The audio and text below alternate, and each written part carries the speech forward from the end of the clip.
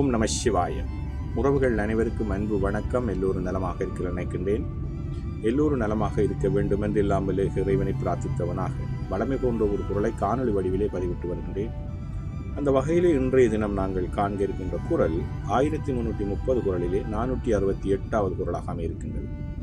நல்லொரு குரலாகவும் நல்லொரு உரையாகவும் அமைய பெற்றிருக்கின்றது. ஒரு செயலை தொடங்குவதாக இருந்தால் நாங்கள் அறிந்தவர்களாக தொடங்க வேண்டும். இல்லை என்றால் எத்தனை பேர் எங்களோடு இருந்தாலும் அதை நாங்கள் சரியான வழியிலே கொண்டு முடிக்க முடியாதவர்களாக நாங்கள் இருப்போம் என்பதைத்தான் இந்த குரல் அழகாக தெளிவாக சொல்லியிருக்கின்றது. பார்ப்போமாக இருந்தால், ஆற்றின் வருந்தா வருத்தம் பலர் நின்று போற்றினும் பொத்துப்படும்.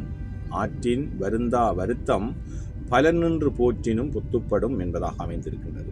இதற்கு அழகான உரைகள் அமைந்திருக்கின்றன. இதில் நாங்கள் முதலாவது உரையை பார்ப்போமாக இருந்தால், தக்க வழியில் செய்யப்படாத முயற்சி பல துணையாக நின்று அதை முடிக்குமாறு காத்த போதிலும் குறையாகிவிடும்.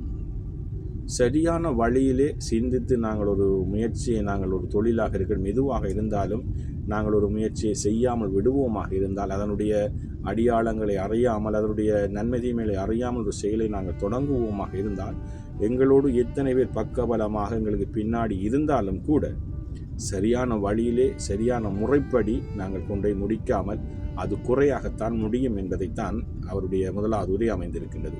தக்க வழியில் செய்யப்படாத முயற்சி பல துணையாக நின்று அதை முடிக்குமாறு காத்த போதிலும் குறையாகிவிடும் என்பதாக அமைந்திருக்கின்றது. அதே போன்றுதான் ஆற்றின் வருந்தா வருத்தம் பல நின்று போற்றினும் பொத்துப்படும் என்ற குரலுக்காக கலைஞர் அவர்களும் ஒரு அழகான உரையை தந்திருக்கின்றார்கள். அதை பார்ப்போமாக இருந்தால், எத்தனை பேர் தான் துணையாக இருந்தாலும் முறையாக செய்யப்படாத முயற்சி இறுதியில் முடங்கி போய்விடும்.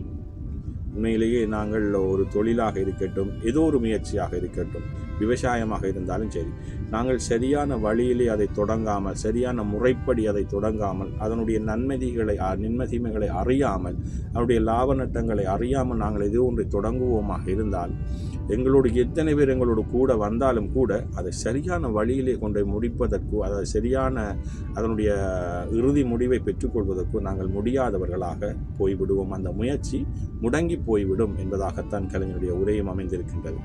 எத்தனை பேர் தான் துணையாக இருந்தாலும் முறையாக செய்யப்படாத முயற்சி இறுதியில் முடங்கி போய்விடும் என்பதாக அவருடைய உரை அமைந்திருக்கின்றது. அதே போன்றுதான் ஆற்றின் வருந்தா வருத்தம் பல நின்று போற்றினும் பொத்துப்படும் என்ற குரலுக்காக சாலமன் பாப்பை அவர்களும் ஒரு உரையை தந்திருக்கின்றார்கள். அதை பார்ப்போமாக இருந்தால், ஒரு செயலை முடிக்கும் வழி அறியாது தொடங்கினால் பலர் சேர்ந்து துணை செய்தாலும் அச்செயல் கெட்டு போகும். உண்மையிலே நாங்களே எங்களுடைய கிராமங்களில் பல உதாரணங்களை கண்கூடாக கண்டிருப்போம்.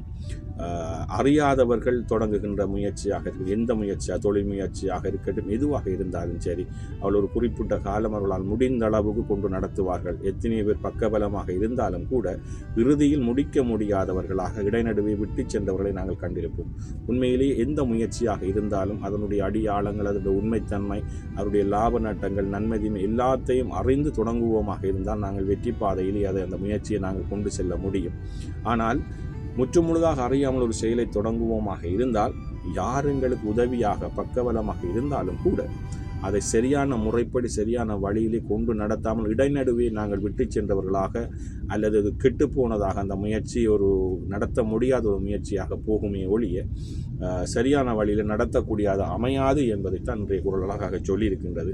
உண்மையிலே நல்லொரு குரலாகவும் நல்லொரு உரைகளாகவும் அமைந்திருக்கின்றது. ஆற்றின் வருந்தா வருத்தம் பல நின்று போற்றினும் பொத்துப்படும்.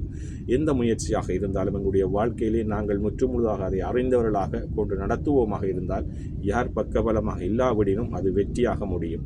ஆனால் அறியாமல் நாங்கள் ஒரு செயலை தொடங்குவோமாக இருந்தால், எத்தனை பேர் எங்களுக்கு பக்கபலமாக இருந்தாலும் அது தோல்வியைத்தான் முடியும் என்பதை இந்த குரலாக சொல்லியிருக்கின்றது. எங்களுடைய வாழ்க்கையிலும் சரியான வழியிலே சரியான முயற்சியிலே நாங்கள் செய்து முடிப்போம்.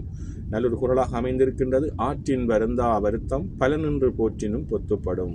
ஓம் நம சிவாய. நன்றி, வணக்கம். அடுத்த குரலை சந்திக்கலாம்.